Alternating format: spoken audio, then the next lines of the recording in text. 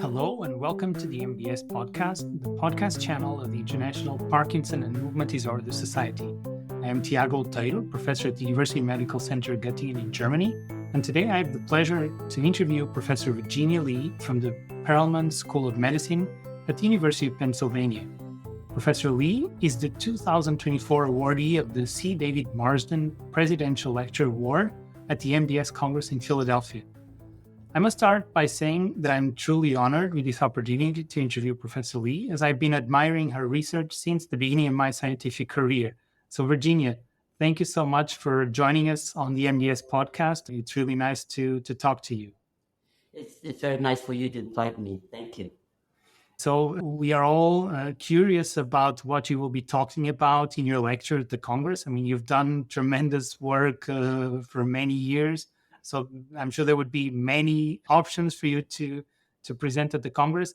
Can you give us some ideas of what you plan to talk about this time? Yes, as you know, I spent my entire career trying to identify these misfolded proteins that are part of the pathology in neurodegenerative diseases.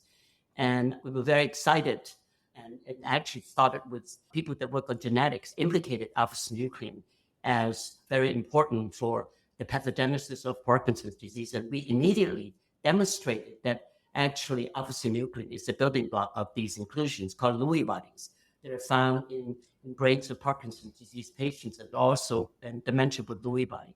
And because so little was known about alpha-synuclein, particularly as it relates to disease, and my late collaborator and partner, John Trudunowski, and myself, and decided to embark to understand the role of alpha-synuclein in Parkinson's disease. And I was very lucky in doing this type of work because John Trudunowski was a neuropathologist. And so he knew right away from the get-go when we started collaborating. And in order to study and understand the disease, we need to go to the patient's brain and to see what's wrong with the brain before we can even talk about cure or things like that. So then he immediately collaborated with the neurologist, and we get these big grants and with clinical component and basic science component so that to get the clinicians involved. So this is a very important lesson for everyone that want to work on disease, is that, you need multidisciplinary research. So you need people with clinical expertise, with pathology expertise, with basic science and neuroscientists and so on, and in order to be able to be successful in understanding this. Yeah. And so you will be talking about all the work you've been doing in this field, which is, as I said, quite impressive. Well, actually, I want to focus on alpha-synuclein and really on some of the newer work on alpha-synuclein. And in the sense that it has been really difficult to purify and study Lewy bodies from Parkinson's disease, brain dementia with Lewy body. And more recently, we have been successful in doing so. And then we actually show that the pathology that you isolate from patient's brain and their structural conformation are different than what you can make in a test tube, because we and many laboratories have generated alpha-synuclein amyloid fibrils from recombinant alpha-synuclein proteins. So that approach worked quite well at the beginning, but now what we realize is that the pathology that the preformed fibrils induce in brain of cells and of animals, and also Lewy body that we isolate from patients and induce different types of pathology and in brain and in cells and also in brain of animals as well. Mm-hmm. Yeah, that will be very interesting for the community. And Virginia, I need to ask you this because, as you know, we've known about protein aggregates for centuries, actually, and about the components, the protein components, for some decades in some cases. And there's still some doubt and some debate on whether these protein aggregates are culprits or they are just bystanders that form because of some pathological process. So where do you stand on this issue? Can we say that these protein aggregates are causing the problems in these diseases, or is it still controversial? I really think that it's not controversial, and at least from my perspective, it's not controversial anymore. And I think that it's basically what we call the fat lady had son. And I think that what we've been able to do, and the field, not just me, the field have been able to do, is really to identify mutations in the gene, and that when it's mutated and it causes disease in an autosomal dominant manner. And then the gene, the misfolded protein itself. So in other words, for alpha-synuclein and for Parkinson's disease, and there are not that many families, but it's a proof of concept. And there are families that have been identified and with mutation and on the alpha-synuclein gene, and also gene duplication and triplication. And actually, what was really interesting was that when the first mutation was identified in this large pedigree, as you remember, and from Rutgers, and they had a big family. And so people were not really convinced, and particularly that the mutated residue, amino acid residue, was the sequence in rodent, and so in mice. And so I remember I had a conversation with John Hardy, who is a geneticist, and he basically said that it's impossible because at least history tells that the mutation in another species generally are safe, safe in the sense that they don't cause a disease. But he was wrong. And basically you make a mouse model with that mutation and you express that mutant gene in an animal, the animal, and develop pathology, and they have plethoric phenotypes, and they even die. No, those are all very good points. And in terms of the normal functions of these proteins, I mean, there's been a lot of work as well, and we have some ideas for what alpha-synuclein and tau might be doing, but do you think we still need to continue to investigate the function of these proteins so we can really define the pathological processes, or do you think that we should really focus just on the aggregation? Yeah, I really think that it's both. I really think that all these neurodegenerative diseases are both loss of function and gain of toxic function. And so we need to absolutely study alpha-synuclein. And actually, it has been challenging. It's actually a different problem than other proteins because alpha-synuclein is a very small molecule. It's easy to make it in bacteria. You can make gobs of it. But to have it fold the right way, to study the folding, even right now, we don't know the abnormal folding in Lewy bodies. Okay. Yeah. And we are trying to see whether we can generate enough material and either from isolated from patient's brain or be able to take some of that material that amplify that abnormal conformation with recombinant alpha-synuclein protein. So you have more of this stuff that you can study by using physical techniques, the conformation, and also other techniques to be able to understand why and how in brains that they fold in this conformation that induce pathology. Mm-hmm. And I can sense, and I've always known this, that you speak about all of this very passionately. So with such a long career, what are the scientific questions that still excite you, that make you want to, get to the lab, talk to the people, and try to understand? Can you give us some ideas of things that still excite you today after such long career and success? The long career is because I really truly enjoy doing science. I enjoy going to work every day. And I really think that I actually I wouldn't know what to do with myself, be very bored if I don't go to work. And also the other really nice things for me to go to work is that I really actually like to interact with young people. And I think that it's really nice to get them excited about science because usually some of the kids that we get, they could be even high school and college kids.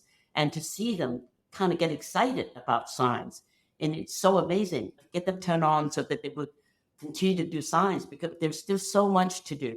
And even though I had a long career, I'm very, very grateful. This is not for Parkinson yet, but for Alzheimer's disease. And I would not believe that we're at a point where we're treating patients and with antibodies, So, there would be other drugs that are coming up, I hope. But I think that with Parkinson's disease, I don't know why, but it's more difficult. Maybe there are less people working on it, and maybe now there are more people working on it. And we don't even have good diagnosis, for example.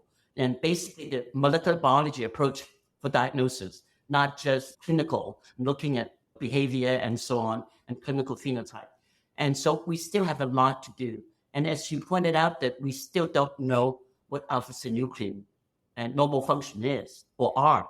And there may be a number of them. We just know that it's probably involved with vesicle recycling or something like that, but we don't know actually.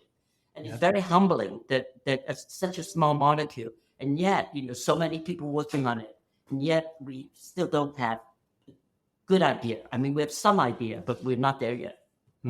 Yeah. And Virginia, you are a role model for many of us working in this field, and so I would now like to ask you to share a bit what have been your major career steps, what brought you to this position that you have, and maybe also some advice you might be able to give to younger scientists that are entering the field. Yes, and I really think that there's several turning points in my career, because when I was young, I always liked science and I just kept going to school. And so I think that the first turning point was actually meeting my late husband, John Trujanowski. I kept going to school, so I did my undergraduate, my master's, my PhD, my postdoc, but I didn't really have good mentorship. And I didn't even know what it would be like having a career in academia. And while I was in the middle of the postdoc, I met John in Boston. And he was finishing his medical school and then was going to do a residency. And so, because I didn't know what I wanted to do, and I was actually, the first job I had was in a pharmaceutical company at SmithKline and French, which is GlaxoSmithKline right now. And actually, a neuroscientist recruited me. And now I realize that her job was to try to recruit more women and into the company, and with a PhD particularly. So I did. I joined the company. I thought, okay, it's a job. I don't know what it means. So I actually dragged John to Philadelphia. He really didn't like it so very much. But fortunately, and the University of Pennsylvania had a great neuropathology program. So he wasn't so upset, so disappointed. And so I came here to go to the company and worked there for a year. And I hated it, just to be very honest, because at that time, the science, it's not that great. And particularly if you're at a manager level, you don't do very much science. And so I went back to university, and because I thought that if I wanted to do science, I really need to go back to university. But it was tough for me because basically my then boss said to me, I will give you a job if you have funding, if you can get the grant. And so I was very lucky. I got 2 grants within a year, 2 R01s within a year. And then that's where I just took off. And so John and I met, and then we were working in the same space, but we didn't collaborate. And then it's not until later then we decided that we would collaborate. And then that was the first thing. And then the second question is that what area of research?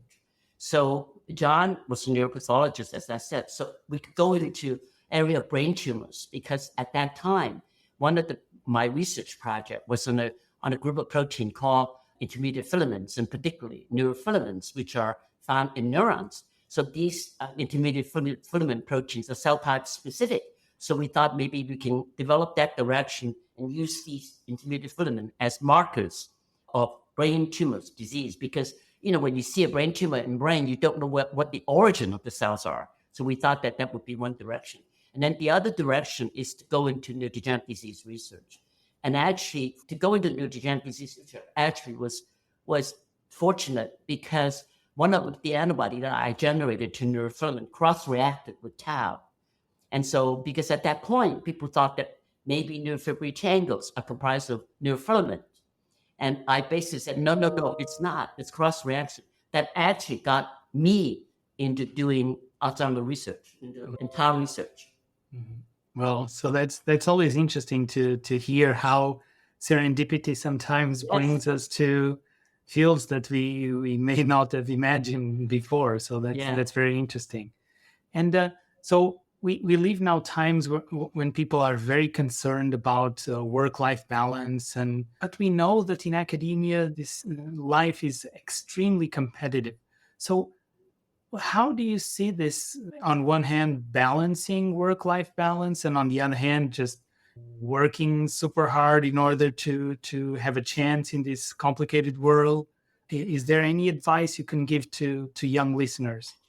My advice is that particularly for women, don't give up. Keep working. And even if you have to have a gap because of young children and so on, go back. And because if you give up, then you wouldn't be able to do any more and go back, and then you wouldn't be able to make a difference in the area of your choice professionally and to be a scientist. And so that's my advice, is just don't give up and keep going and keep learning. And it's really a short period of time, maybe 10, 15 years or so, that you have to devote your time to your children and maybe to your parents when they get old and sick. But by the time you're in your 40s, late 40s, early 50s, you still have a long life ahead of you. Particularly now, we all live longer. The longer you live, particularly in the US, they don't really make you retire. So you can work for as long as you want. And the nice thing about that is that you would have more savings later on, because we don't know, we all could live to 100. You know that, right? Mm-hmm. Yeah, that's right. So you need to be prepared in all That's right. ways. So that's why you have to keep working, so that you would stimulate your mind, and as long as you stay active, and so that your body is active and your mind is active, then you can live for a long time and enjoy life. Well, that sounds good. And on that positive note, I would really like to thank you again for taking the time to talk to the MDS podcast. It will be a pleasure to see you in Philadelphia at the Congress. That's right. Yeah. So thank you so much, Virginia. It was really wonderful to talk to you. You're very welcome, Diego. I'll see you later. Okay. Bye-bye. So we've interviewed Professor Virginia Lee on the David Marsden Award 2024 at the MDS Congress in Philadelphia. And I invite you to join us for our upcoming podcasts. The views and opinions expressed by the participants in this podcast do not necessarily reflect those of the International Parkinson and Movement Disorder Society or their affiliated journals, Movement Disorders and Movement Disorders Clinical Practice. Any disclosures of the participants can be found within the episode description located on the MDS website.